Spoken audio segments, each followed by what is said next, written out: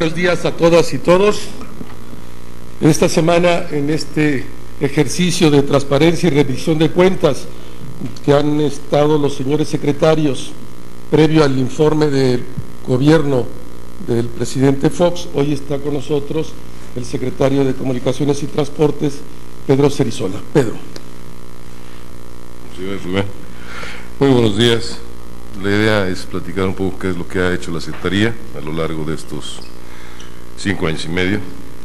Déjenme empezar comentándoles que básicamente los objetivos de la Secretaría en esta administración han sido muy sencillos, están plasmados en el Plan Nacional de Desarrollo y el Plan Sectorial, y son los de tener un país más integrado, una sociedad en condiciones de igualdad entre sus regiones y entre sus pobladores, y por supuesto entonces un México mucho más competitivo en términos generales. Para lograrlo nos enfocamos básicamente a la expansión, conservación y modernización tanto de la infraestructura como de los sistemas de transporte y los sistemas de telecomunicaciones. Muy bien. Hacia el inicio de esta administración, la Secretaría incorporó políticas públicas que cubren 3 acciones fundamentales para el desarrollo de la infraestructura en el país. El federalismo es la primera, para impulsar la descentralización de responsabilidades, funciones y recursos para el desarrollo armonioso y equilibrado de las regiones.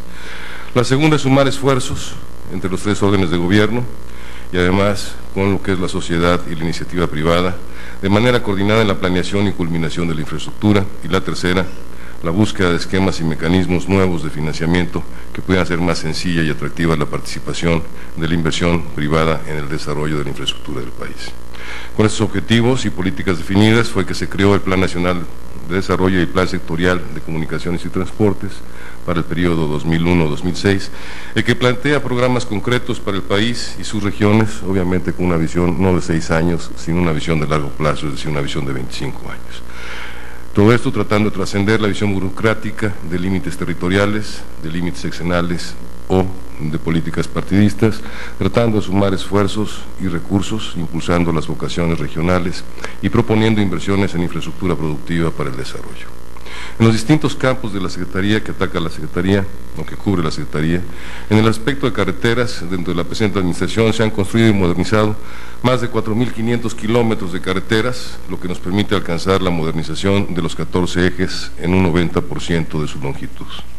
Para construcción y conservación de caminos rurales, la administración ha destinado casi 11.500 millones de pesos, lo que representa una vez y media lo que se invirtió en este rubro durante la administración anterior.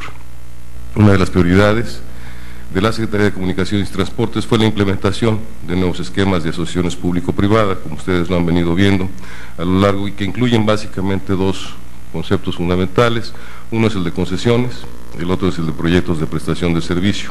La primera aplica básicamente en carreteras de cuota, la segunda en lo que son las carreteras libres. Estos 2 esquemas lo que pretendieron y lograron fue dar certidumbre a los inversionistas privados, los cuales complementaron la inversión pública para mantenimiento y para construcción de la red carretera. La inversión generada en esta administración por el gobierno federal, junto con la de la iniciativa privada, ha alcanzado un monto histórico de 190.000 millones de pesos, lo que representa un incremento de 161% comparado con la administración anterior. Con esta inversión hemos obtenido en las carreteras del país reducción en los tiempos de traslado, disminución de costos para el transporte de aproximadamente un 20% en promedio y la disminución de más del 50% de los accidentes en la red. Una mención especial yo creo que merece la región sur-sureste del país, en donde la Secretaría ha invertido más del 42% del total de su presupuesto para carreteras, a fin de impulsar con decisión, por instrucciones del presidente, el desarrollo, lograr atacar los desequilibrios sociales y económicos e integrarla, o tratar de integrarla completamente al resto del país, particularmente los estados de Chiapas y de Oaxaca. En Chiapas, en particular, el gobierno ha invertido más de 6.500 millones de pesos para la modernización y construcción de la infraestructura, que es más de 2 veces lo invertido por el anterior gobierno. Con estos recursos se pusieron en operación, entre otras, carreteras como la México-Tuxtla, Tuxtla-San Cristóbal y Ocosocuautla-Las Choapas, logrando integrar eficientemente al Estado, con lo que el transporte de personas y mercancías, además de ser más seguro, tiene menos costos y en consecuencia una mayor competitividad. Actualmente se tienen en marcha 3 grandes proyectos carreteros en el país. El primero es la autopista México-Tuxpan, obra de grandes dimensiones debido a su complejidad técnica y geográfica, cuya inversión generada en esta administración será cercana a los 10.000 millones de pesos. y una vez terminada dotará al centro del país con una salida rápida al puerto de Tuxpan. Esperamos que la distancia entre la Ciudad de México y el puerto de Tuxpan sea de 2 horas y media, convirtiéndolo en el puerto más cercano al área metropolitana. Esto desarrollará los corredores industriales en Hidalgo, México y Puebla, además de Tlaxcala. El segundo proyecto importante que tenemos es el Durango-Mazatlán, cuya inversión generada será de cerca de 11,000 millones de pesos en este sexenio, y agilizará el flujo vehicular de los estados Durango, Zacatecas, Coahuila, Tamaulipas y Nuevo León, con las zonas turísticas, industriales y comerciales de los estados de Sinaloa, Sonora y Nayarit. Esto es parte de un eje troncal, porque los ejes longitudinales iban más o menos bien, los troncales eran los que estaban bastante atrasados con relación a los demás, y es el eje que va prácticamente desde Tampico hacia Mazatlán, y esto además va a detonar el puerto de Mazatlán. Por último, con una inversión generada de alrededor de 6,000 millones de pesos, tenemos el arco norte de la Ciudad de México, considerado el proyecto más importante del programa de concesiones de esta administración, y que enlazará los estados de Hidalgo, México, Tlaxcala y Puebla, propiciando ahorros en costo y tiempo en los casi 3 millones de vehículos de pasajero y carga que no tienen como destino la Ciudad de México y que sin embargo hoy se ven obligados a pasar por ella. Así, el gobierno ha generado inversiones del orden de 27,000 millones de pesos solamente en estos 3 proyectos. Uno de los proyectos más relevantes ya en el rubro de transporte es el tren suburbano. Su primera etapa tendrá una longitud de 27 kilómetros y movilizará anualmente a más de 100 millones de pasajeros entre el Estado de México y el Distrito Federal en un recorrido de 20 minutos, en algo que hoy se hace aproximadamente en 3 horas, consecuentemente con un ahorro estimado de más de 2 horas y media para aquellas personas que lo utilicen, y que interconectará a las delegaciones Cuauhtémoc y Azcapotzalco con el Distrito Federal, con los municipios de Tlalnepantla, Tultitlán, Cuautitlán y Cuautitlán Izcalli en el Estado de México. Zonas con extensas y dinámicas áreas habitacionales, comerciales e industriales, que son prácticamente una de las 3 zonas más pobladas del orbe. Actualmente ya se están construyendo en España los trenes que integrarán el ferrocarril suburbano, los cuales serán la actualización de uno de los trenes que tienen ellos, o sea, más moderno, pero basado en uno de los que utilizan para el sistema de trenes de cercanías de Madrid, España.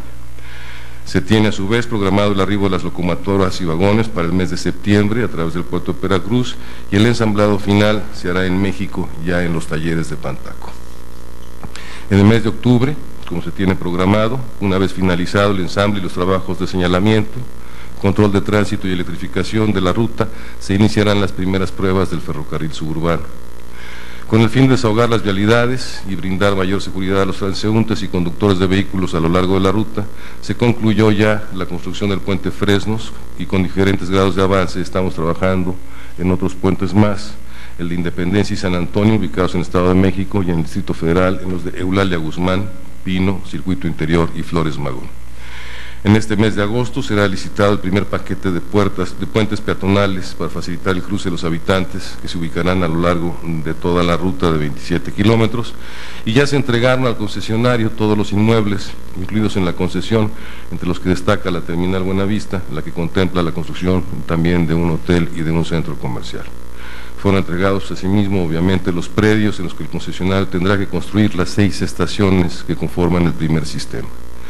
Ante el impacto positivo que este tren ha tenido, y aquí también rompimos paradigmas, es un tren que va a operar sin subsidios, y esta fue una de las condiciones fundamentales para poder decidir si entrábamos o no.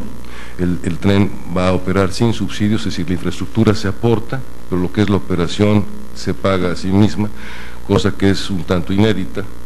Y ante ese impacto que se ha tenido, se viene desarrollando una nueva alternativa, analizando las rutas Texcoco, Chalco, Los Reyes y Ecatepec, Buenavista, Naucalpan, junto con el Estado de México, y vamos a invitar también al gobierno del Distrito Federal para que se incorpore a los proyectos, al trabajo de estos proyectos.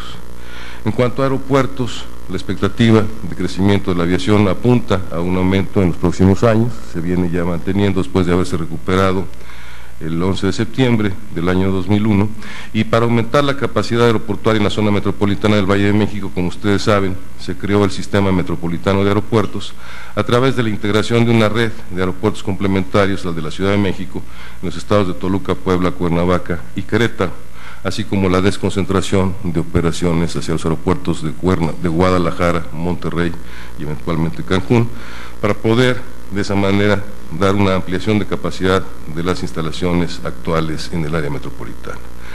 En cuanto al aeropuerto de la Ciudad de México, la modernización de la Terminal 1 consistió en construir y remodelar 90,000 metros cuadrados, 48,000 nuevos y 42,000 remodelados, lo que equivale básicamente a 4 veces la superficie del aeropuerto de Monterrey. Las obras, obviamente, se llevaron con la menor afectación a los casi 23 millones de pasajeros, con más de 322,000 aterrizajes y despegues, es decir, que la operación aérea no sufrió demoras ni cancelaciones derivadas del proceso de ampliación y remodelación. Con estos trabajos pensamos que se pueden atender bien a 24 millones de pasajeros en la Terminal 1. Y para completar esto, con una inversión de $600 millones, se está construyendo la nueva Terminal 2, que contará con un edificio para pasajeros, el tren automatizado que una a las 2 terminales, entre la 1 y 2, y nuevos distribuidores de acceso y salida. Tiene 24 posiciones fijas y 7 posiciones remotas, pero además se hace en los distribuidores de acceso y salida tanto para la Terminal 1 como para la Terminal 2. Su conclusión estará programada para finales del 2006, la terminal está terminada en octubre, y obviamente la mayor parte de las vialidades quedará pendiente algo de la terminal, de la vialidad del distribuidor de la Terminal 2. Los distribuidores viales tendrán una extensión aproximada de 8,5 kilómetros, y la idea es que no solo beneficien a los usuarios del aeropuerto, sino que sean como buen vecino un impacto social favorable para mejorar las avenidas, el tráfico en las avenidas de circuito interior, Eje 1 Norte, Economía, Viaducto y Calzada Ignacio Zaragoza.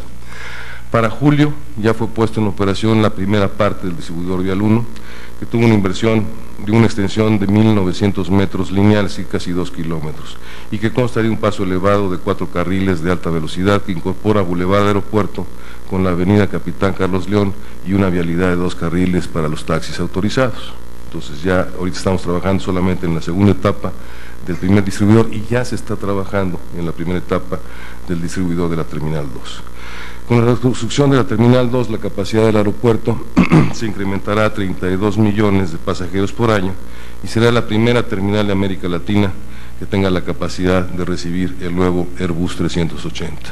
Algunas de las preguntas es por qué no habíamos trabajado en las áreas operacionales en términos de pistas. Se trabajó en rodajes, se ha trabajado en plataformas, en drenajes y en turbocinoductos. Las pistas hoy permiten capacidad para 322,000 operaciones, puede llegar a 32 millones de pasajeros. El déficit estaba precisamente en plataformas y en edificio terminal, y es por eso que nos abocamos a construir la Terminal 2 con sus plataformas y sus posiciones. El Aeropuerto Internacional de Toluca es un ejemplo del sistema de desarrollo aeroportuario. Tiene una inversión de 600 millones de pesos hasta ahorita por parte del gobierno federal, y tendrá una capacidad para atender a más de 4 millones de pasajeros al año, casi 20 veces más la capacidad inicial que tenía este aeropuerto. Actualmente se han concluido la modernización de la pista, las calles de rodaje, plataformas y la ampliación del edificio terminal, con una inversión cercana a los 630 millones. En el aeropuerto ya operan varias aerolíneas: Continental, Air Madrid, Interjet, Clic, Aerolitoral y Volaris, con vuelos no solamente domésticos, sino también vuelos hacia Houston, Madrid, Cancún y algunos otros entre los que se cuentan Monterrey, Tijuana, Guadalajara, Acapulco, etc. Así, el sistema dará servicio a la demanda aeroportuaria de la Ciudad de México por los próximos 50 años, pensando que está diseñada para 60 millones de pasajeros anuales, y se avance en la reconfiguración de la aviación en México con un importante impulso, insisto, hacia lo que es la desconcentración de vuelos, con los esquemas de aviación regional y con las líneas de bajo costo. Se generará en el sistema metropolitano de aeropuertos en los próximos 10 años más de 430,000 empleos en los rubros de hotelería, transporte, comercio y servicio, entre otros, directamente en los aeropuertos. En cuanto a las líneas aéreas de bajo costo, son varias las que ustedes ya conocen. Ha originado la aparición de estas aerolíneas el impulso a las nuevas rutas regionales. Resultan atractivas y actualmente operan ya 5 de estas aerolíneas, insisto, que son Clic, Avolar, Interjet, Alma y Volaris, las que ofrecen vuelos desde ya hacia distintos puntos del país y del extranjero. Pasando al rubro de telecomunicaciones, la Administración ha dado un impulso importante a la cobertura social con el objeto de incrementar la penetración y diversos servicios de telecomunicaciones en el país. Básicamente, yo diría que destacan lo que es el programa de telefonía social, el que se ha hecho con el Fondo de Cobertura Social, que ha instalado el servicio en casi 4,000 localidades en beneficio de más de 3 millones de habitantes. Este programa ya tuvimos oportunidad de comentarlo alguna vez. Se trata de que en poblaciones marginadas se llega a instalar el teléfono sin costo de instalación, sin costo de aparato, sin renta básica y sin obligación de consumo mínimo, simplemente con una tarjeta de prepago de baja denominación que puede ser utilizada por el usuario en el tiempo el que él quiera y podrá recibir todas las llamadas que quiera también sin costo. En este sentido, el gobierno aporta una parte de lo que es el costo de la infraestructura, el operador absorbe la otra parte y mantiene la operación sobre el tráfico de llamadas no solamente salientes, sino llamadas entrantes. Insisto, ya van las primeras 4,000 localidades en beneficio de más de 3 millones y estamos por sacar ya el concurso para las otras 4,500 más. Este servicio proporcionado a los habitantes de las zonas integradas, como les dije, no tiene ningún gasto ni ninguna obligación para el usuario, simplemente recibir el servicio. Por otra parte, en telefonía básica se registraron 19 millones de usuarios, es decir, un 58% más de lo registrado a finales del sexenio anterior. Aquí estamos hablando de las redes alámbricas. Sin embargo, en cuanto a celulares, en esta administración hemos registrado un incremento del 236% en comparación al sexenio anterior, al registrar un crecimiento de 47 millones de usuarios, es decir, 44.1 líneas celulares por cada 100 millones de habitantes, por cada 100 habitantes. Esto hace que la densidad telefónica combinada en redes fijas y en redes inalámbricas haya registrado un crecimiento del 140% comparado con los 6 años de la administración previa, ya que pasamos de 26.5 a 63.6 líneas por cada 100 habitantes. Otra cosa importante es el uso del Internet, que en el mismo periodo hemos registrado un incremento del 260%, ya que pasamos de 5 millones de usuarios de Internet a más de 18 millones de personas que tienen acceso a esto. En este sentido, se incrementó el número de operadores del servicio satelital de 2 a 11, teniendo acceso a la capacidad de 33 satélites en vez de los 6 que teníamos al principio. En resumen, el crecimiento anual del Producto Interno Bruto del sector de las telecomunicaciones es en promedio casi 13% promedio al Producto Interno Bruto nacional. Esto quiere decir que la industria de las telecomunicaciones, a veces tan criticada y tan comentada, ha venido creciendo 13 puntos porcentuales por encima de lo que crece la economía. Un elemento importante, si ustedes recuerdan, el 1 de diciembre del año 2000, el señor presidente nos instruyó para que las tecnologías de la información estuvieran al alcance de todos los mexicanos y de esta manera ayudar a uno de los objetivos que les comentaba al principio, que es el de integrar al país y volverlo más igualitario y con acceso a las oportunidades de manera homogénea. Las tecnologías de la información juegan un papel clave y entonces se desarrolló el Sistema Nacional de México precisamente para que toda la población tenga acceso a esas nuevas tecnologías de información y comunicaciones y poder responder a una de las funciones básicas, de abrir un abanico de oportunidades de acceso a servicios de salud, educación, economía y sobre todo conocimiento a todos los sectores de la sociedad en todas las regiones del país. A la fecha contamos ya con 7.500 centros comunitarios digitales ubicados en lugares públicos como son las escuelas, bibliotecas, hospitales, palacios municipales, oficinas de correos o de telégrafos en todos los municipios del país. Al finalizar la presente administración se contará con 10.000 centros comunitarios digitales en todo el territorio. Estamos por lanzar la convocatoria de la 4ª red satelital. Ya tenemos el inventario de dónde irían los 2.500 centros adicionales. Los centros permiten el acceso de la población a una plataforma de servicios digitales. A la fecha se ofrecen más de 16.700 contenidos y servicios en materia de aprendizaje, salud, economía y gobierno. La parte de gobierno no es solamente el gobierno federal, sino a través de convenios se han incorporado contenidos de los gobiernos estatales y de los municipios, de tal forma que la gente puede entrar a la página de México, pedir mi estado, mi municipio y poder hacer y realizar una serie de trámites vía internet que antes obligaban a movilizaciones de las gentes por caminos largos y a veces poco convenientes.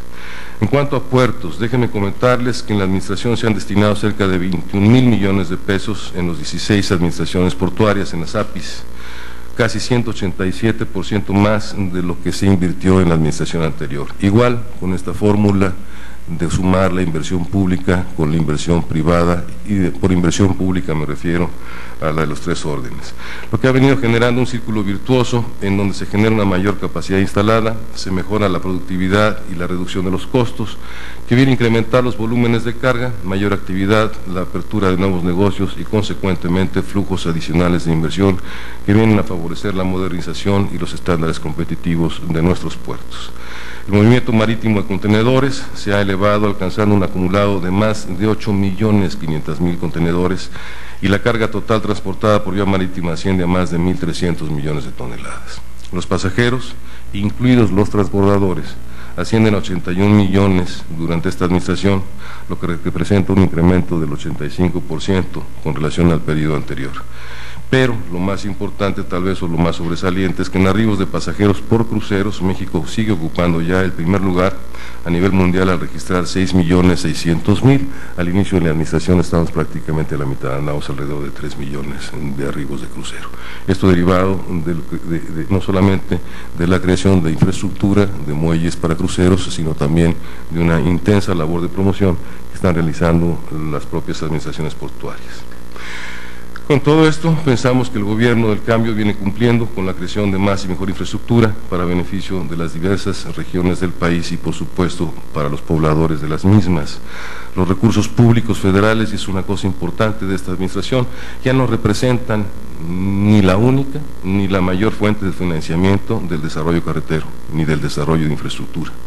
Los esfuerzos realizados por este gobierno permiten que México cuente con nuevos esquemas de concesiones que garantizan, dando certidumbre a los inversionistas, la creación de más y mejor infraestructura carretera sin los riesgos del pasado.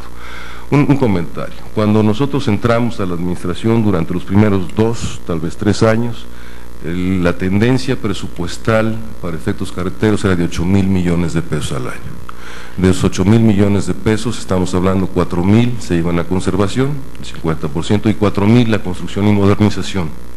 Estamos hablando de una inversión de 190.000 millones de pesos en construcción y modernización de las carreteras. Si nos hubiéramos ido con los 4.000 que teníamos como tendencia al inicio de la administración, nos hubiéramos tomado más o menos 25 años para poder lograr las inversiones que esta administración a la fecha ha logrado.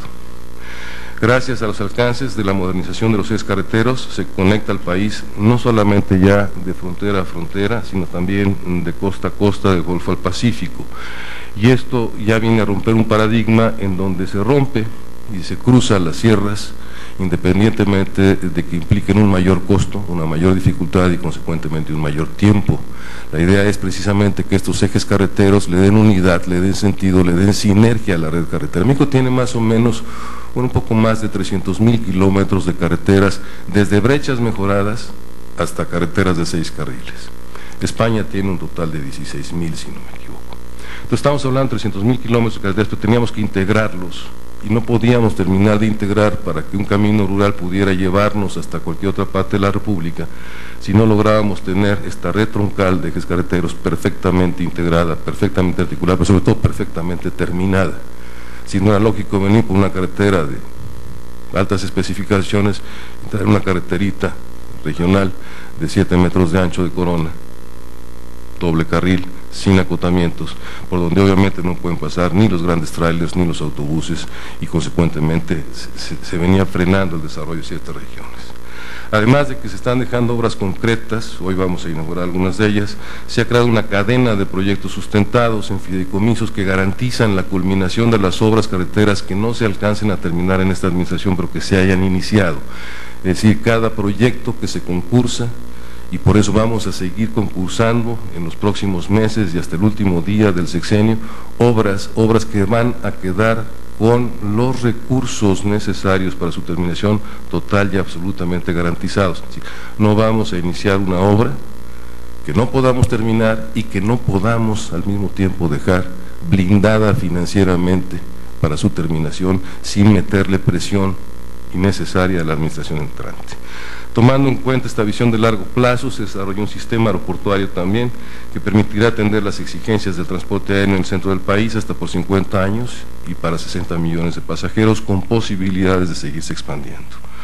Y otro de los proyectos que sin duda marcará el renacimiento del transporte, que es el ferrocarril suburbano, junto con las inversiones en el sector de telecomunicaciones, más importante que se ha registrado también en los últimos años, registrando, insisto, un crecimiento superior al 13% arriba del Producto Interno Bruto Nacional, la inclusión de 10.000 centros comunitarios del Sistema de México y, obviamente, el programa de telefonía social. Hoy México cuenta también con puertos de clase mundial por los que se maneja más del 58% de nuestro comercio exterior. Vale la pena destacar tal vez Manzanillo y Lázaro Cárdenas, que compiten en rutas logísticas internacionales. Si ustedes recuerdan, hace aproximadamente un par de años hicimos un proyecto que se llamó la Ruta del Pacífico, en donde la carga de Asia hacia la región de Norteamérica, ya no solamente hacia México, empezaba a tener problemas por la saturación de los puertos estadounidenses, particularmente Long Beach. Hicimos un proyecto piloto que iba a desarrollarse con cargas piloto en el momento en el que se da una huelga en los puertos de la costa oeste de los Estados Unidos, y terminamos desarrollando el proyecto con cargas reales, jalando la carga de Long Beach hacia Lázaro y Manzanillo, entregándola, la que fuera a México en México y la que fuera a los Estados Unidos cruzando la frontera, para demostrar que entrar por los puertos mexicanos era más barato y era más corto en tiempo, es decir, mejorando los costos de oportunidad de la carga que se mueve entre Asia y la región Norteamérica en general, entrando ya en un concepto de infraestructura regional, en donde la aportación entonces de México al Tratado de Libre Comercio, en una relación de ganar-ganar, va más allá solamente de lo que compramos y vendemos, sino ya de nuestra participación en un mercado globalizado, con una infraestructura que demostró ser altamente competitiva en condiciones totalmente de estándares internacionales. Esa es una breve síntesis de lo que ha pasado en la Secretaría, y estoy a sus órdenes para cualquier pregunta.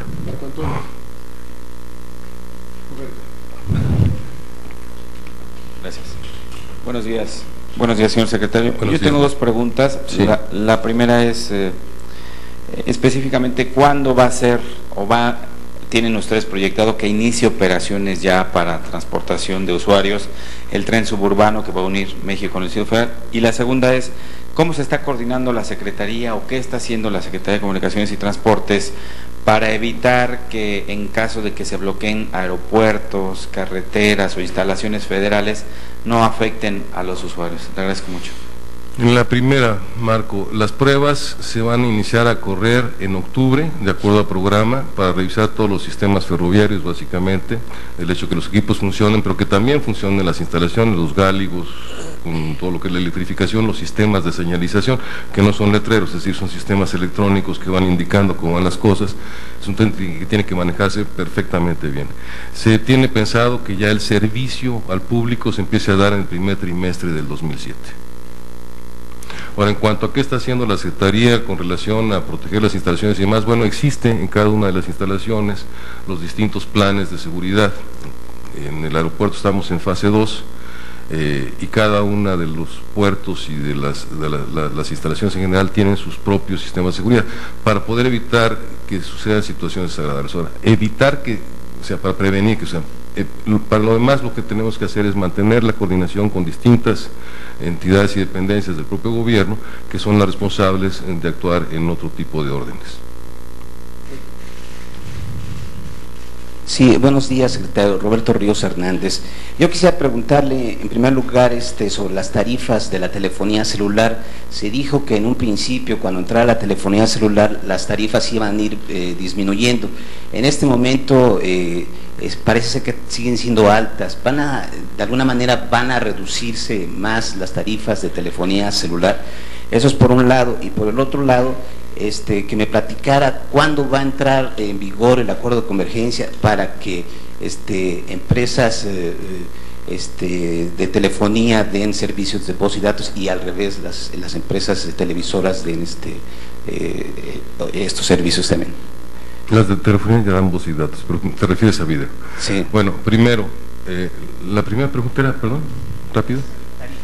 Las tarifas de telefonía celular han venido bajando, Roberto, han venido teniendo una disminución de un porcentaje importante. No quisiera dar ahorita ni siquiera una cifra aproximada, porque entonces me la van a repetir y capaz que no es exacta y tengo un problema, pero sí han venido bajando sistemáticamente. Depende del reporte que se vea.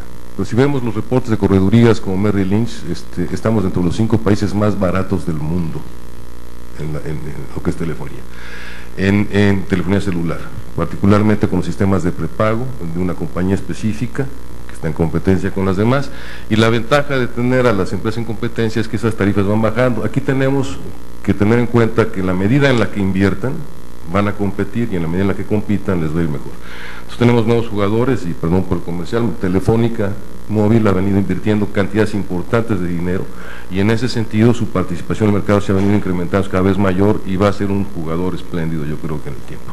La segunda cosa en cuanto a la convergencia, sí, tienen que seguir bajando, es parte de la competencia. Recuerden ustedes que ya el gobierno no establece precios ni tarifas, se deriva ya básicamente de la propia competencia. Entonces lo que le toca al gobierno es establecer los mecanismos y bases para que esa competencia se dé de manera sana y efectiva. Ahora bien, en el caso de la convergencia se sacó convergencia, para que entendamos un lenguaje común, quiere decir que cualquier red de telecomunicaciones, en cualquier lugar que se encuentre, preste cualquier servicio de telecomunicaciones, hasta donde la tecnología se lo permita, en beneficio de un incremento en la cobertura, consecuentemente de un incremento en la competencia, que nos tiene que llevar a dos cosas: una mejoría en la calidad de los servicios y un abatimiento en los precios. ¿De acuerdo? Tenemos entonces básicamente dos redes alámbricas, porque la convergencia puede darse no solamente en redes alámbricas, sino en inalámbricas también. Ahorita estamos hablando de la convergencia en redes alámbricas, para ir por pasos.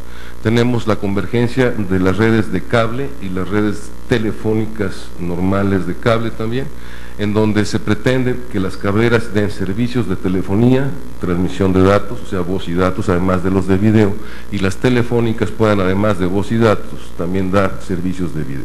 Cada una enfrenta su propia problemática. Lo primero que hay que lograr es que estas redes se interconecten, ¿sí? La segunda es quitar barreras de tipo comercial artificiales que impidan esta competencia. Por parte de las telefónicas, la interconexión a las redes; por parte de las cableras, el manejo de contenidos, vienen a ser cosas equivalentes. Hay un primer proyecto de convergencia que se sacó y se envió a consulta tanto a la Comisión Federal de Competencia, para que viera los aspectos de competencia, y a la COFEMER, para que viera si esto tenía o no un impacto regulatorio. El impacto regulatorio en principio es bueno. ¿Por qué? Porque lo que está diciendo la Secretaría es: yo tengo que modificar, o sea, cada concesión es para un servicio, o sea, el de cable es para cable, el de telefonía es para servicios de telefonía. Para que cada red dé indistintamente todos los servicios, necesita una modificación a la concesión. Lo que está haciendo la Secretaría, por instrucciones de la Presidencia, es facilitar el proceso, y es poner en blanco y negro cuáles serían los criterios y las condiciones para modificar una concesión, hacerlos públicos, y entonces ya no esperar que venga la petición, sino decir quién se adhiere a este acuerdo para que se modifique su concesión.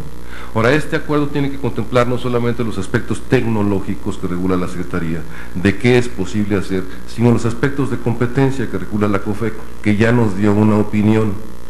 Y fuimos a la COFEMER, que nos pide, obviamente primero salió el proyecto, que modifiquemos el proyecto incorporando los comentarios de la COFECO, cosa que vamos a hacer. A partir de ahí tendremos que regresar a la COFEMER el proyecto ya modificado, en donde se vea que ya se incorporó la parte de competencia y se simplifica la regulación, porque evitamos el trámite. Ya no hay que presentar 300,000 papeles, 40 documentos, 500 copias, sino simplemente decir: si esas son las condiciones sobre las cuales tú modificarías mi concesión, yo me adhiero a ese convenio, lo firmo, y consecuentemente mi concesión se modifica para prestar más de un servicio. ¿De acuerdo? Esto vamos a presentárselo ya modificado a la COFEMER, espero yo en un plazo de unos 10 días cuando mucho, y a partir de ahí la COFEMER tendrá 5 días para contestarnos. Margarita, Gloria y luego la compañera. Buenos días, Margarita Vega del periódico Reforma. Mi pregunta sería con relación al estado en que se encuentran las carreteras del país. Usted ha hablado de un incremento de la red carretera, pero ¿en qué estado se encuentran? Porque se ha hablado mucho que la autopista del Sol, por ejemplo, tiene problemas para los turistas que por ahí pasan. Gracias. Son dos preguntas distintas: ¿en qué estado se encuentran las carreteras y en qué estado se encuentra la carretera del Sol, que no es un caso típico de ninguna forma, ¿no? Las carreteras del país se encuentran bien. ¿Qué es lo que hicimos? Lo que hicimos fue, de acuerdo con una lógica concentrar las mayores inversiones de mantenimiento en aquellas carreteras donde se concentra el mayor tráfico de vehículos. Entonces, hoy podemos decir que los vehículos, el 90% de los vehículos que transitan por carreteras mexicanas, transitan en carreteras con estándares de clase internacional. Esto no quiere decir, y no me malentiendan, que estoy diciendo yo que el 90% de las carreteras están bien. No. El 90% de los vehículos circulan por carreteras que están bien o muy bien. El 10% de vehículos circulan por carreteras que están en estado bien o regular, en donde tenemos que hacer el siguiente esfuerzo. Lo que pasa es que la conservación no nos fuimos a hacer parchecitos y bacheos, sino nos fuimos incluso a reestructurar pavimentos, a corregir curvas, a mejorar trazos y a dejar las carreteras en un buen estado, en donde pasa el 90% de las gentes. Entonces, puede haber quejas y reclamos todavía del 10%, porque no es una cosa que se haya terminado ya, es una de las cosas que se siguen en proceso. Segundo, el estado de la carretera del Sol, no, ya se los han comentado a ustedes, es una carretera que estuvo mal construida, que tiene problemas de taludes inestables, que tiene problemas de subbases que también están inestables, que se generan columpios en las carreteras y que por mucho que se nivelen se vuelven a hacer los columpios, y taludes que cada temporada de lluvia se están deslavando. Entonces, se está haciendo un trabajo de estabilización de taludes, que debe terminarse ya en el mes de agosto-septiembre, y se está ya terminando los proyectos para en aquellos lugares donde el subsuelo es inestable, a ver si logro explicarme, en lugar de seguirle rellenando cosas que se va a seguir moviendo el piso, hacer una especie de puente donde el suelo abajo ya se puede ir deslavando si quieren, pero va a quedar perfectamente sostenido. Entonces es un viaducto lo que vamos a hacer sobre la tierra para ya no estar dependiendo. Y esto se va a tener que pilotear hasta llegar a base firme para no sufrir los movimientos propios del suelo. Eso va a dejar la carretera perfectamente estable, se van a invertir más de 1.200 millones de pesos en ese proceso. Hola, buenos días. Con el asunto de las carreteras, muy concretamente me gustaría saber si se van a redoblar las medidas de seguridad o qué instrucciones va a girar la Secretaría de Comunicaciones ante el hecho inminente de que se tiene previsto por parte de la coalición por el bien de todos el bloqueo de las casetas de peaje, también algunos puertos y demás. ¿Qué medidas y qué panorama están viendo? No se puede llegar a un colapso, esto por una parte, secretario. Y en lo segundo sería en el asunto del aeropuerto. Entra Centinela en su fase 2, la gente no está tan a gusto con lo que está pasando. Usted hace unos momentos comentaba que la aviación se está recuperando, pero ¿hasta dónde va a haber un retroceso con estas medidas que se están implementando nuevamente de seguridad? Y el cobro para el uso, este servicio de revisión de maletas, ¿se va a autorizar o no por parte del gobierno federal? Son varias preguntas, Gloria. La primera, ¿qué va a hacer la Secretaría en relación a las instalaciones estratégicas que tiene a su cargo en forma directa o a través de terceros concesionarios? Lo que puede hacer la Secretaría es levantar las denuncias en el momento en que haya una situación de tipo difícil. En cuanto a la coordinación con las demás cosas, yo creo que sería una respuesta que podría darles mejor Rubén para hablar a nombre del gobierno federal en su conjunto. La Secretaría levantará las denuncias cada vez que haya una situación de tipo indebido y prevendrá la seguridad de las instalaciones y de sus pasajeros con los elementos que tenga a su alcance. Si se requiere refuerzo, también tendrá que venir por parte de alguna otra instancia. La segunda, ¿cuál era? El asunto de la seguridad. Mire, aquí hay que establecer una diferencia entre lo que son las medidas de seguridad del aeropuerto y lo que son las medidas de seguridad de las aerolíneas. ¿Sí? O sea, las medidas de seguridad del aeropuerto es salvaguardar las instalaciones a los pasajeros mientras se encuentran en ella y las aeronaves, así como la seguridad operacional en cuanto a aterrizajes, despegues y movimientos y demás. Eso está garantizado, eso no es problema. El hecho de que el aeropuerto esté revisando pasajeros por un acuerdo con las líneas aéreas, en donde en lugar de que cada línea aérea revise a sus pasajeros y contrate personal y contrate equipos, el aeropuerto los contrata y les ofrece el servicio a las aerolíneas. Ya no es un asunto de la seguridad del aeropuerto en sí misma, cuando es la revisión del aeropuerto para subirse a un avión. Digo, del pasajero para subirse a un avión. No sé si estoy siendo claro en ese momento. Consecuentemente, los Estados Unidos dicen que cualquier avión que entre a su territorio tendrá que haber revisado a sus pasajeros en determinada forma. Es una decisión de ellos, pero es una decisión de las aerolíneas aceptar esa norma o dejar de volar a los Estados Unidos.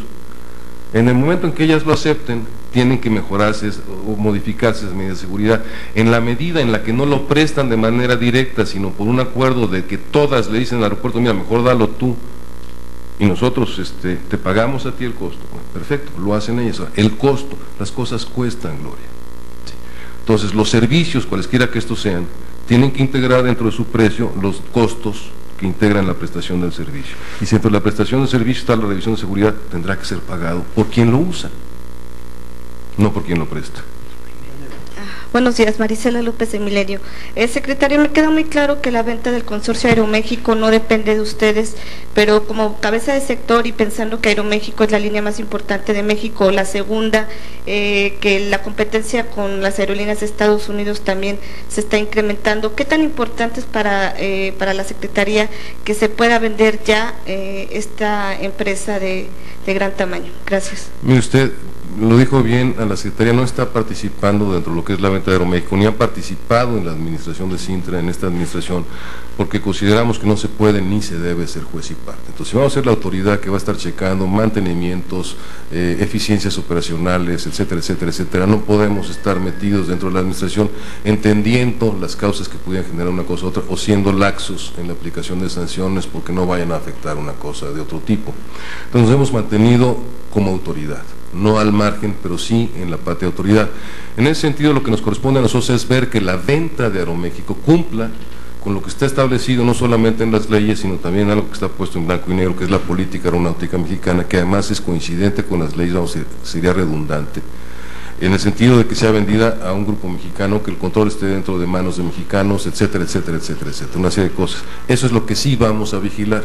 Entonces, ¿qué nos interesa o nos preocupa como Secretaría de Comunicaciones de la venta de Aeroméxico? Que se cumpla con todas y cada una de esas condicionantes. El hecho de la conveniencia en cuanto a la oportunidad, bueno, que se mantenga el servicio, por supuesto, ¿no? Se mantenga operando, que se mantenga operando eficientemente, que opere también eficientemente y que además, desde el punto de vista financiero, perdón, y que además quede en manos de mexicanos. Ahora, la conveniencia en cuanto a la oportunidad de la venta o no, es un asunto de la propia administración y de quien detenta la propiedad de la aerolínea, que es el propio IPAF. Buenos días, Mónica, W Radio. Secretario, aunque ya se ha podido leer, le pregunto a usted directamente, ¿qué tipo de convenios ha tenido o tiene la Secretaría con la empresa Facopsa? Y segunda, si usted no tiene miedo de que la Comisión de Diputados que investiga la legalidad de los contratos con dependencias públicas presente una denuncia en contra de usted, al igual que lo hizo con Mario Borregard del IPAP.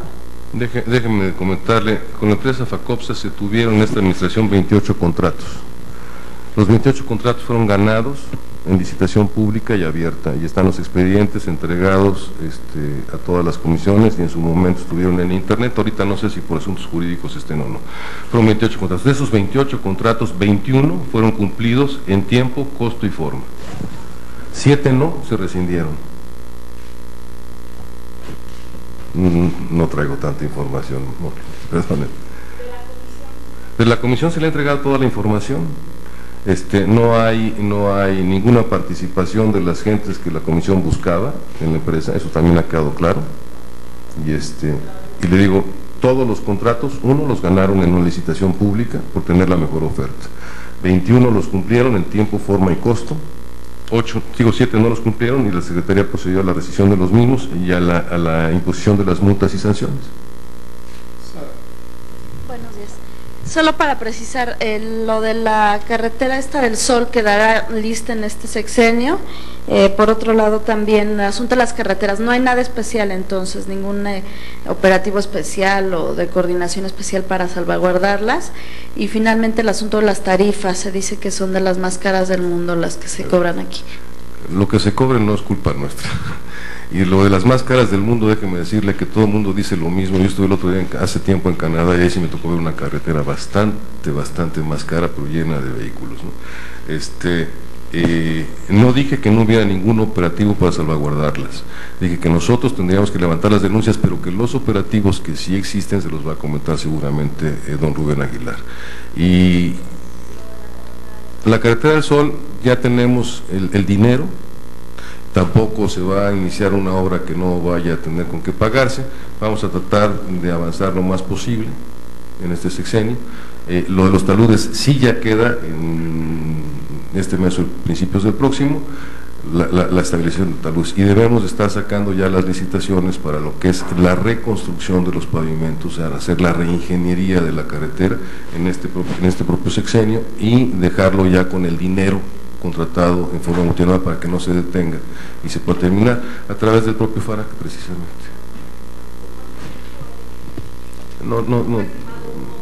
No tengo una cifra ahorita, déjeme que saque el concurso y entonces vemos cómo están los programas de obra. La última pregunta. Gracias. Buenos días, Lilian Cruz del Proyecto Reforma. Secretario, ahí por ahí se hablan de dos proyectos que la Secretaría ha hablado, pero poco se ha dicho de ellos. Uno es sobre el Tren Bala. ¿En qué proceso van? Sabíamos que estaban haciendo los estudios de efectividad y que iban a dejar, parece que ya los estudios. ¿En qué va? ¿Cómo quedó lo del proyecto del Tren Bala? Y otro sobre el aeropuerto de la Riviera Maya. ¿Qué ha pasado con ese aeropuerto? En el caso del Tren Bala, Lilian, la Secretaría de Hacienda determinó que la relación costo-beneficio socioeconómico no daba suficiente para generarle o destinarle recursos al Tren Bala. El asunto del Tren Bala es que tendríamos que crear la infraestructura por parte del Estado y concesionar la operación. Y la infraestructura tendría un costo del orden de $8 millones por kilómetro. Estamos hablando, México-Guadalajara, 4.800 millones de dólares, entre 4.800 y 5.000 millones de dólares. Entonces la Secretaría de Hacienda determinó que no se justificaba la cantidad de pasajeros que se moverían y demás, por la situación del propio autotransporte, la creación de las líneas de bajo costo y demás, dijo, no hay una relación costo-beneficio, entonces se paró. Y el dinero que teníamos para completar los estudios del Tren Bala entonces, son los que destinamos precisamente para el análisis de los otros dos sistemas de tren suburbano en el área metropolitana. En cuanto a, ¿cuál era la otra pregunta, Lilian? Perdón usted. El aeropuerto de la Riviera Maya. El aeropuerto de la Riviera Maya, estamos ya terminando la parte del plan maestro, de lo que requeríamos, para poder proceder al mecanismo de asignación. Marisa, con eso terminamos. Gracias, buenos días. Sé que los costos de las casetas no corresponde a la Secretaría, pero ¿consideraría usted que debido a las condiciones en las que se encuentra la autopista del Sol, que no garantiza ni seguridad ni comodidad para transitarla, deberían de bajar estos costos? Yo haría caso abstracción de los juicios de valor. Yo le diría que en el momento en que la autopista se encuentra en proceso de reparación y que no tiene las condiciones que original o las especificaciones que tenía al principio o que tendrá al final de la reparación, si se debería hacer un ajuste en las tarifas, yo le diría que sí, considero que debería hacerse un ajuste en las tarifas. ¿Quisieras tú añadir algo, Pedro? No, simplemente. Económica de las pérdidas por los bloqueos que se han hecho en varios estados de la República por parte de la coalición? Sí, no la tengo yo, pero fue presentada en las propias denuncias. No la tengo yo. O sea, sí la tiene la Secretaría, no la tengo yo, perdónme, no traigo tanta información tan precisa ahorita. Gracias. Ahí se los dejo. Bueno, la agenda del señor presidente para el día de hoy. El señor presidente va al estado de Veracruz. Ahí están estos datos respecto al número de las giras. Esta es la 39 al estado de Veracruz en el sexenio. Y los eventos para el día de hoy, un primer evento es, sale a las 9 de la mañana, un primer evento es, que ya lo anunciaba Pedro, es la inauguración del entronque Tiahuatlán de la carretera México-Tuxpan, en ese proceso de ir terminando este eje troncal fundamental para la economía del país. Después el señor presidente estará en la inspección de los patios de construcción de plataformas marinas de Pemex, regresa a la Ciudad de México y básicamente el señor presidente dedicará la tarde a revisión de asuntos y ya a las 18:30 recibe al secretario de Marina, al almirante Marco Antonio Peirot, y quisiera simplemente, antes de las preguntas y respuestas, subrayar dos eventos.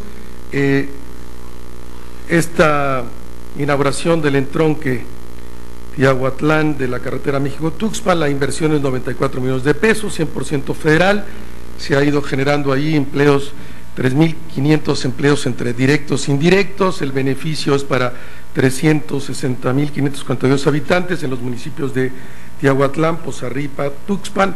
Los beneficios directos son estos que vienen acá: disminuir accidentes, agilizar el tránsito. Por favor, la otra lámina. Y en relación a las plataformas marinas de Pemex, en este periodo 2001-2006 se han instalado, como ya lo señalaba el director de Pemex acá, 45 nuevas plataformas marinas. Estas dos que va a inspeccionar el señor presidente ahora son parte de estas 45. La inversión ha sido de 9.900 millones de dólares promedio al año en Pemex. La exploración desde 127 campos petroleros descubiertos, que son nuevos. Como ustedes saben, la tasa de restitución de las reservas alcanza ya el 59%, la producción promedio diaria del crudo ha pasado a 3.337.000 barriles, 13% más que en el 2000, y en particular esta plataforma, la PBKUM y la PBKUS, es una inversión de 4.000 millones de pesos, y la función de estas dos plataformas, una vez que estén instaladas en el mar, es separar gas del petróleo, gas que derivará de 7 pozos petroleros y que implica 110.000 millones de pies cúbicos diarios. El futuro del petróleo en México, como ustedes saben muy bien, está sobre la plataforma marina y la plataforma marina a profundidad, lo que implica que sigamos desarrollando un trabajo de construcción de plataformas marinas. Tradicionalmente las plataformas marinas se habían comprado al extranjero, ahora se están haciendo en México, en particular en esa región del estado de Veracruz, en Tuxpan, y habrá de instalarse pues docenas de estas plataformas en el transcurso de los próximos años en la plataforma marina continental. ¿Alguna pregunta? Sara. Gracias, buenos días. Pues preguntarte qué se va a hacer con el asunto del grito que ya anunció Andrés Manuel que se queda para el 15 de septiembre, y el asunto también del desfile. Esto no es una provocación para el ejército. ¿Qué medidas va a tomar el gobierno federal en este asunto? Además de que también anuncian que pues van a seguir al presidente Fox, y en el asunto del informe no es ya una provocación para el gobierno federal. Gracias. Yo respondería de la siguiente manera. Como ustedes saben, y lo hemos insistido aquí, la Presidencia de la República no comentó las estrategias de los candidatos y de sus partidos en el periodo electoral, tampoco lo ha hecho y lo habrá de hacer en esta fase del proceso de poscampaña, y que ha continuado el proceso electoral hasta que el tribunal decida sobre la calificación de la elección y el nombramiento de presidente electo. Pero al margen de estas declaraciones que, insisto, no comentamos, la Presidencia sí quiere reiterar, uno, que en el país existen y seguirán existiendo todas las condiciones para ejercer el conjunto de las libertades que la Constitución otorga a sus ciudadanos. Dos, que los problemas puntuales que están ahora presentes son parte de los nuevos tiempos de México y expresión de la democracia que entre todos estamos construyendo. Tres, que la vida institucional que nos hemos dado y que ahora con la democracia hemos fortalecido habrá siempre de prevalecer. Cuatro, que todas y todos los mexicanos tenemos la obligación de respetar el orden institucional que nos hemos dado. Es producto de la lucha heroica de cientos de miles de hombres y mujeres que por décadas trabajaron para que esto se hiciera una realidad. Y finalmente, la Presidencia exhorta e invita a todas las y los ciudadanos del país para que en el ejercicio de los derechos que les otorga la Constitución actúen como la misma Constitución lo establece, respetando siempre las leyes y garantizando los derechos de terceros. Marisa. Pero la pregunta es concreta, entonces sí estará en estos 3 eventos, el 1 de septiembre, el 15 de septiembre y el 16 de septiembre. Son esos eventos a los que hacen referencia, son pues patrimonio histórico del pueblo de México, de todo el pueblo de México, y la Presidencia de la República y el gobierno que encabeza habrán de actuar en todo momento con toda la prudencia y con toda la responsabilidad que le corresponde como garantes del Estado de Derecho y como cabezas del Estado mexicano. Esta mañana y también ayer en la noche me he comunicado con el secretario de Gobernación, que me ha informado que continúa el diálogo que mantiene con las autoridades de la Ciudad de México y con los representantes de los partidos políticos para que a través de los instrumentos que ofrece la política, que en una democracia como la nuestra son amplios y son sólidos, se encuentre la solución a los problemas que tienen lugar en la ciudad, que deben reconocerse al mismo tiempo que ubicarse en la dimensión que estos tienen. Hay comunicación con dirigentes de esa organización, si la hay, por parte de la Secretaría de Gobernación. Y habremos de actuar con prudencia y con responsabilidad, garantizando la celebración de estos eventos que son patrimonio del pueblo de México, de todo el pueblo de México. Gloria, compañera. Rubén, en este mismo tenor me gustaría saber si se hizo ya una nueva evaluación en torno a la situación del informe del presidente. ¿Se sigue en la misma posición? Esto por una parte. Cuando Andrés Manuel López Obrador habla de una resistencia civil, ¿se tiene ya un plan de acción por parte del gobierno en torno a las medidas que pudieran recrudecerse en las próximas semanas por parte de este grupo, que sabemos se pretende pues en todo el país, e insistiría un tanto en lo de Pedro Cerizola, en el asunto de los bloqueos carreteros, casetas y demás? ¿Qué se va a hacer en estos casos? La seguridad misma del presidente, Rubén, y por último te preguntaría si todo este panorama no pone en riesgo la gobernabilidad del país. Creo, con lo que he dicho, haber contestado a eso, la posición al principio, y la segunda no tendría nada más que añadir a ese respecto. Están todos los mecanismos que tienen las diversas dependencias garantizados para que las cosas sigan funcionando como deben funcionar, y siempre con una enorme prudencia y con una enorme responsabilidad, utilizando los mecanismos del diálogo y la concertación política para solución de todos los problemas. Señor, perdón, solo para 2 precisiones. ¿Qué significa que se actuaría con prudencia y responsabilidad? ¿Se contemplaría o no el uso de la fuerza pública? Eso sería una pregunta. Y por el otro lado, si nos pudiera detallar exactamente cuál es el operativo que se lleva a cabo en las carreteras ante un eventual bloqueo de parte de simpatizantes del PRD. Y ya finalmente, ¿con quiénes exactamente ha hablado el secretario Abascal?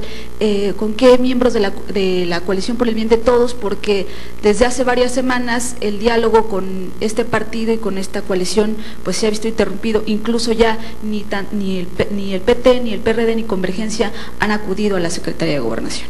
Puedo asegurar de manera tajante que se mantienen esas reuniones con dirigentes de ese agrupamiento de fuerzas políticas. Lo puedo afirmar de manera tajante.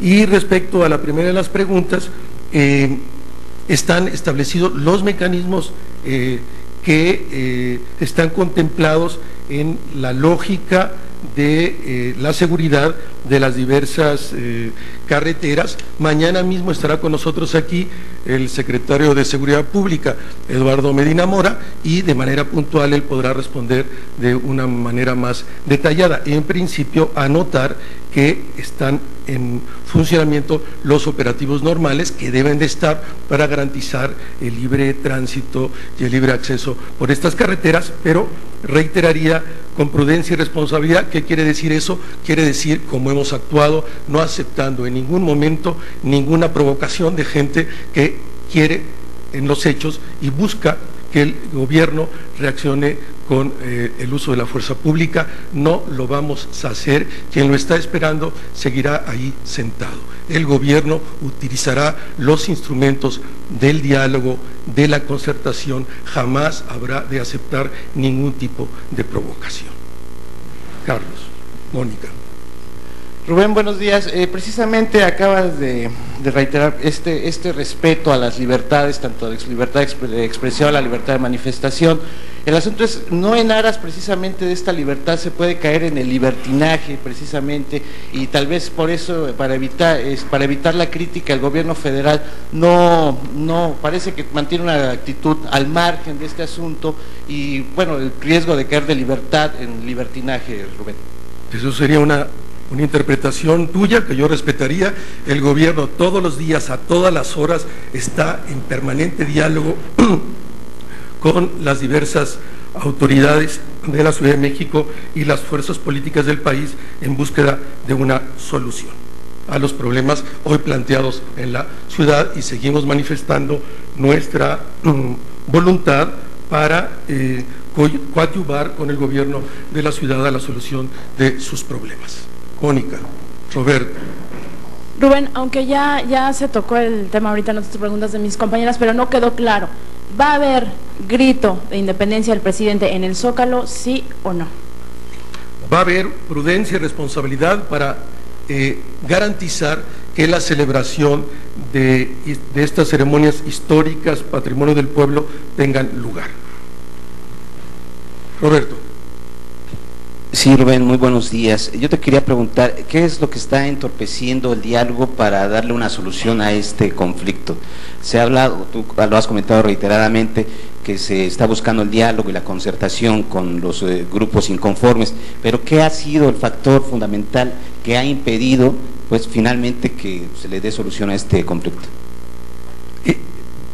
Respondería diciendo, nunca se ha roto la acción de contacto que la Secretaría de Gobernación ha mantenido con el gobierno de la Ciudad de México y con las organizaciones políticas.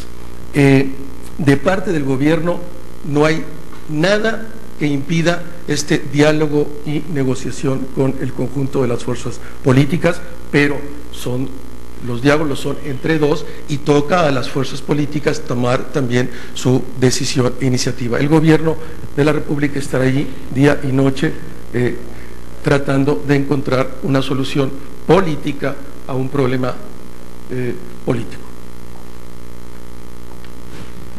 Víctor. Rubén, para dejarlo claro, el gobierno federal estaría buscando cambiar los escenarios de las celebraciones del grito y el desfile, y por otra parte, ¿qué responde la presidencia al magisterio disidente de Oaxaca, que ya ha advertido que la Secretaría de Gobernación está rebasada y pide la intervención directa de la presidencia de la República para resolver el conflicto? Pues a la segunda de las preguntas respondo que está establecida la mesa, está dialogando la Secretaría de Gobernación desde el sábado con los dirigentes del magisterio oaxaqueño. Hay muchas expresiones distintas al interior del magisterio, pero está establecido esta mesa de negociación desde el sábado, siguió así el domingo y así habrá de continuar. He tenido en la conversación de hoy en la mañana la confirmación del señor secretario de que esto está ocurriendo así. Y sobre la primera, ya fijé la posición de la República, la presidencia de la República, no tendría nada más que añadir. Una vez más, insistir que habremos de actuar con prudencia, con responsabilidad, garantizando la celebración de estas ceremonias históricas del conjunto del pueblo mexicano, no de un sector del pueblo mexicano. Yo respondí y no tendría más que decir por el momento. Gracias, buenos días. ¿Qué le dice la Presidencia de la República a esos ciudadanos que no votaron por López Obrador, tampoco votaron por Encinas, y no votaron por López Obrador tanto para la alcaldía como para presidente, y que ahora se ven afectados con este problema en la Ciudad de México, los bloqueos, y tienen a un alcalde que se supone debe de gobernar para todos, como es Encinas, y dice que la solución está cuando el tribunal haga prácticamente lo que quiere López Obrador. ¿Qué le dice la presidencia a estos ciudadanos que, pues bueno, no fueron los que los votaron, ¿no?, a estas personas y de todos modos se ven afectados? Gracias. La presidencia reconoce a todos estos ciudadanos que en esta ciudad y en el conjunto del país, que son la gran mayoría de los ciudadanos, con enorme responsabilidad y con enorme madurez política, han mantenido la calma y la tranquilidad ante acciones que violan sus derechos. La Presidencia de la República hace un enorme reconocimiento al conjunto de estos ciudadanos, la gran mayoría de esta sociedad, porque se exige de todos madurez, se exige de todos responsabilidad para crear el clima que pueda solucionar estos problemas. Muchas gracias, nos vemos mañana, muy amables.